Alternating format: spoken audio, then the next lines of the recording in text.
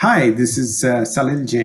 I am the Chief Customer Officer here at MetricStream, and thank you very much for joining this fireside chat with Martin Espinosa, an esteemed customer of ours and the Chief Audit Executive at Juniper Networks. I would like to welcome him, introduce him by mentioning his background. Martin's had a distinguished career in the high-tech industry across companies like Sun Microsystems, Symantec, Polycom, Electronic Arts, and others in the areas of finance and audit, and is now at Juniper Networks. He joined just about 9 months ago there, and just in time to catch the pandemic here. So welcome, Martin. Thank you so much for joining us for this fireside chat. And would love to start off by asking you how your experience was joining right as the pandemic started at Juniper Networks. Thanks for having me. It was really an interesting time. I've been in the Valley for over 20 years, a lot of different companies, and I've never thought I'd ever experience joining a company in the middle of a pandemic, and most of all, never have gone into the office. So it's really been a really, really interesting time period. And, one of the things I always tell people is, the true test of a company or a people or an organization is when you interact with them during a period of crisis or massive change or impact on their organization. And joining Juniper at this time was really, really interesting. We leveraged the technology, the communication, the different platforms to really stay connected. And the true character was revealed of the organization as how they treated people, how they had their fundamentals, and how they operated. And it was a great experience, one I never expected to happen, but really, really, really good. And I think in the times when you join a company like this, what gets exposed is how resilient they are. What's their business continuity? What's their crisis management? How does their culture operate? And we as internal auditors, those are all really importance of how the organization is connected and glued together. And it's really easy to be an auditor in a company that's growing leaps and bounds because you can kind of address things, you have the bandwidth to do it. But when you're in a company that is dealing with other companies in a moment of crisis, that's really when you test the boundaries, the controls, and the connectivity within the organization. Gotcha. And from your perspective, did you find that setting aside some of the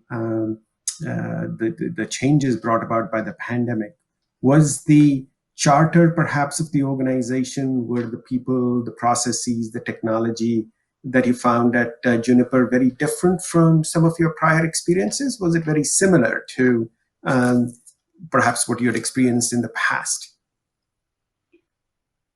There's an element that's always very similar, and there's an element that's always very different. I like to think of organizations, boards, management, and expectations as different personalities.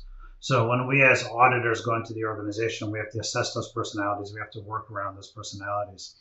But what you have to do is be able to go in and step back and look at the organization. So for example, I think when you look at the fundamentals and the way I assess the organization is you look at, well, when something happens, what is the acceleration effect of that event or what happens? What happens to the people, process, and technologies in the time of an event or when you have to assess the organization? Where is the function set relative to where it needs and where it needs to go? What are the alliances you need to have? And most importantly, how do you step back, and particularly as a new head of internal audit, and self-reflect and assess the organization to make sure that you're staying on the path that is relative to the risks that have been identified or the maturity of your organization relative to the impact of COVID or other behaviors. And stepping back and looking at those elements and really understanding them, and then communicate expectations to the leadership, to the board, and to your partners is really, really important because that shows that you understand the landscape. You're engaged in the conversation. You're connecting with the real risks. And you're not chasing boogeymen, but you're chasing risks that are meaningful to the organization in a moment of crisis. And that's critical to people going, you're a value-added customer. And so as you came into the organization with the pandemic rate just about starting up and assessed the overall landscape there in terms of the organization, the risks, the expectations. What were some of the things that, from your perspective, came out? And I would imagine it's a combination at this point between what would have been the let's say the risks prior to the pandemic and now on. What were some of your key areas of Well, focus? my key areas of focus were how do we operate in an environment that we fundamentally have to operate differently in relative to the COVID requirements to meet the objectives of our charter and the board expectations. And, you know, it wasn't a very hard pivot.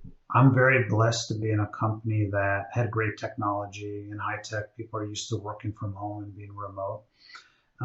But there's a short term and a long term view relative to that impact. In the short term, many people can adjust to a crisis and adjust with it. That's fine. But then there's a long term impact of being home for 9 months and people being disconnected, having to communicate a different way, having to execute audit work a different way, having to look at your risk assessments differently. And the truth is, I came in, assessed, we did a mid-year because of COVID and the impact on what we were going to look at. We had to re-communicate to the board what we were going to audit. And more importantly, we had to step back from an audit execution perspective and go, what do we need to look at? How do we look at it? And what are the different methods we can use to cover the same risks? And we had the same conversation with the external auditors. The external auditors have to do the same thing. So it's not just us having the conversation, it's the SOX controls, it's the external auditors, the internal auditors.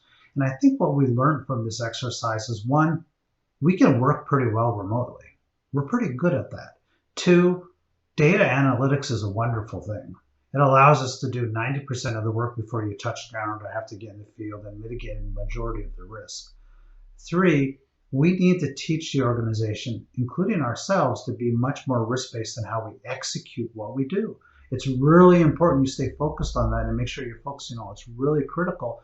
Again, 9 out of 10 times you can solve most of your charter items by using different methodologies. You don't have to kind of embrace kind of what the traditional plan, fly in, execute, and come back and report.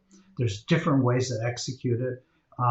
And from a broader perspective, I always take the lens that process, controls, data, systems, security, infrastructure, they're all one piece now. They used to be siloed. They're not siloed anymore. So many of your audits you have to do from a broad brush perspective, end to end.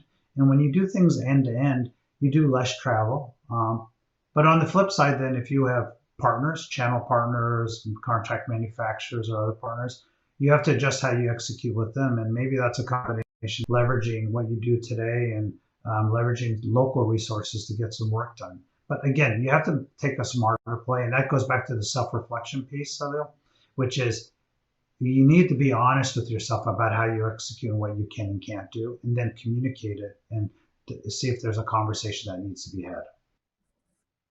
So, Martin, one of the things that must have happened is a certain set of risks that became much more prominent in the context of the pandemic.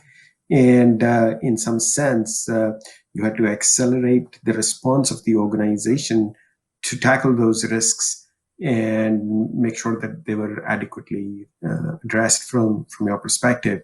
Was that the case when you joined?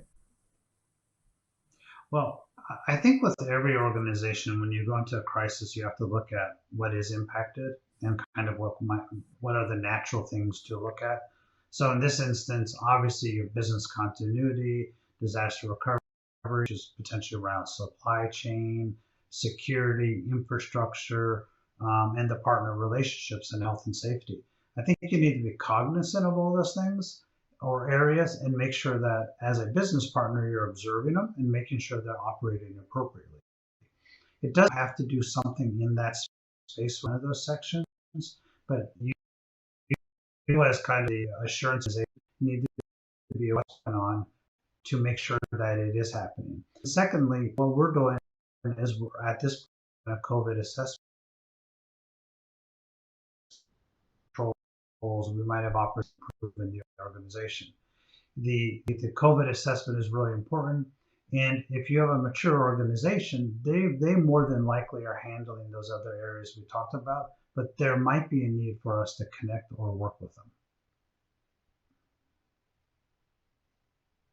And did you, in some senses, have to focus on changes in the either the people, the way you're organized, processes, or technology to be able to adequately address any of these heightened risk, perhaps, or any of the, of course, work from home and other changes that took place within the broader environment? Yeah, I think what we did in the broader environment was we were aware of what was happening in the environment. We were fortunate to be in high tech where a lot of the muscles already been built. So a lot of the work from home capabilities, security, and other things are not really a big issue relative to the organization. Like many organizations, we had a very well built business continuity and crisis plan that played through very, very well. So I think a lot of the areas we didn't have to play heavily in. I think different organizations, depending on their maturity from an operational perspective, different CAEs might have to play differently in those spaces and have to understand them. We did, however, have to adjust our audit plan because we weren't going to be able to audit the same way we did before, and we made those changes. And we cleared those with the board and leadership and set expectations around where we were going to operate or help the organization grow. And then when we do our COVID assessment, we're going to kind of look at it from a controls perspective to see if there's any controls that should be put in place, need to be put in place, or have been put in place that need to kind of reside on a go-forward new normal basis. Gotcha. Okay. And did you see a very different, perhaps, engagement with the board here versus other companies, perhaps, in the context of some of the perceived risks that the organization had to tackle? Yes and no. The way I look at the board relationship is how you communicate risks to them and how you're driving risk coverage. So if you're a good practitioner, obviously the board should be concerned. They will ask the logical question. However, if management aligns around the risks that are operating in the environment, they will provide confidence to the board relative to those risks. For example, in the financial reviews, should the financial leaders be taken into consideration COVID impact, materiality, and other things? Yes. Do they communicate it? Yes, they should be. Is IT communicating issues or security communicating issues? The answers are yes. So as long as there's a harmonized discussion and education and awareness with the board will be comfortable. Where a leadership community or board gets uncomfortable if they don't hear anything. They don't. You're not playing your role as an insurance person, connecting the dots and making sure the conversations are being had. So in your role as a risk manager or head of internal audit, you need to be making sure the right dialogues are happening. The board can feel comfortable with the risk in the environment and the coverage associated with it. Gotcha. Okay.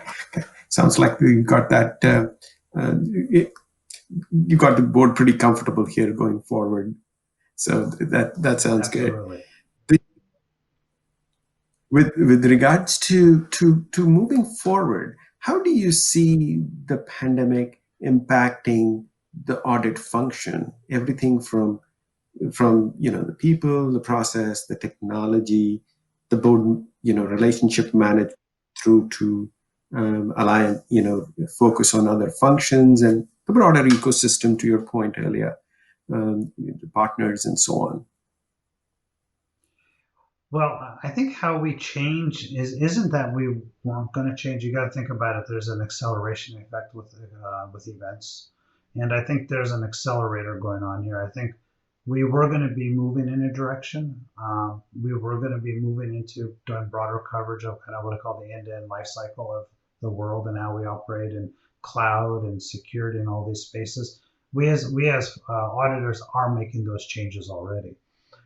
I think what the COVID put a finer point on was how do we operate from a people, systems, and tool perspective in terms of the right mix of people. How do we do audits, like I mentioned we do them smarter and do them a different way. And this goes back to the self-reflection of the organization, right? What did we learn? How can we execute? And how can we execute smarter? And kind of the tools. And so when I look at us as a function, our job should be to build into the organization the tools and the capabilities for them to manage their own risk, not for us to find the risk. They should be giving us signals from a monitoring perspective where we can come in and help them out and build up processes and to building the DNA into the organization.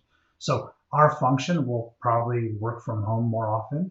They will probably do more remote type of work and address the risk and leverage local resources and operate in a little bit more of a smarter model relative to that.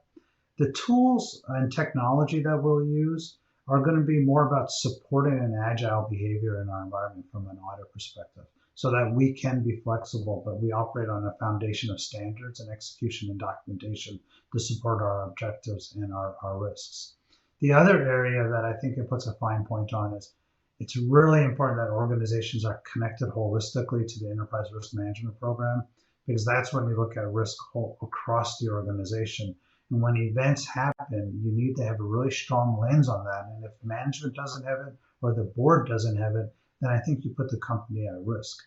COVID did test, not necessarily with us per se, but it did test the risk landscape that people thought they had, knew they had, or they represented they had. So it's a great opportunity to step back and reassess what you're doing from a risk perspective, connect it to audit, and connect it to all the kind of alliance functions in the organization to kind of harmonize behavior in terms of coverage of risk and understanding how do you cover risk, not just audit risk. Got it. Got it. I really like your philosophy of highlighting to the rest of the organization the areas of risk that they need to be aware of and working through, as opposed to necessarily, auditing them in terms of what they're doing. So, I think that's it. That's the kind of, it's a much more perhaps collaborative mindset that you bring to the equation and help the rest of the organization there. Yeah, it is. It's a whole. It's about the alliances and understanding who your new partners are, whether it's a CIO, CAE working with the CAO and all the different kind of leaders in your organization, and it's really making sure you're really knitted tightly within that community. Terrific. And in terms of being part of the technology world, do you see some interesting technologies out there? As you said, it's much more in the area of analytics, perhaps agility that technology can bring to the equation for you and the team. Do you see some interesting technologies out there that can help the team move forward? I do, and technology is a combination of two or three things. One, what does the business already have and how can you leverage it? Two, what do you have within your own function to support what the business has? And three, how can data analytics and AI be a component or a delivery mechanism within your audit function? So for example, if you use Healthy AI and you do a tool that does scanning of T&E on the front end, if you design it appropriately, the audit function doesn't have to audit T&E anymore. It builds up its own mechanism to report out issues or concerns ahead of having to do the audit itself. From a tools perspective within your organization, it's really important that you stay connected with your organization as they build tools, because you want to leverage what they have. You never want to be the creator of your own tool set relative to data analytics if you can leverage what your organization already does. And three, depending on the size of your function, you may need a tool to support your standards, how you execute, and your scalability, and your repeatability of what you do as an audit function. And more importantly, how does that connect into the broader GRC, risk, and enterprise risk management framework so that the work you find connects back into the organization from a delivery perspective? Gotcha. Yep, that integrated view of the organization, I think, really can do a lot in that regard. Terrific. Are there any other points you would want to mention with regards to the audit function, the function going forward, particularly before we wrap up? This has been a really No, interesting dialogue. no. The only thing I would like to say is that this is an opportune time to accelerate, execute, align, and deliver. To take the moment, we get very few moments. Crises are moments for us at times to kind of sharpen our swords and to execute in a better way. And I think COVID has provided an opportunity to have a seat at the table. And by having that seat at the table, you really have to come with a lot of good value add and be able to come to the table as a risk practitioner so you can show your value so you can stay at the table. Don't let the events run away from you and then you disappear from the table when things get back to normal. There's a way to stay plugged in from a delivery perspective. You can help the organization develop a 1.5 line of defense where they do healthier monitoring of what they do and how they execute. You can change the DNA of the organization through training and awareness and education. But you can only do that if you're at the table and you add value to the organization from a risk perspective. Terrific. Thank you, Martin. That was really good discussion. I thoroughly enjoyed it. Hopefully the audience did as well. Very much appreciate your joining us for this event. Thank you very much. It was an honor.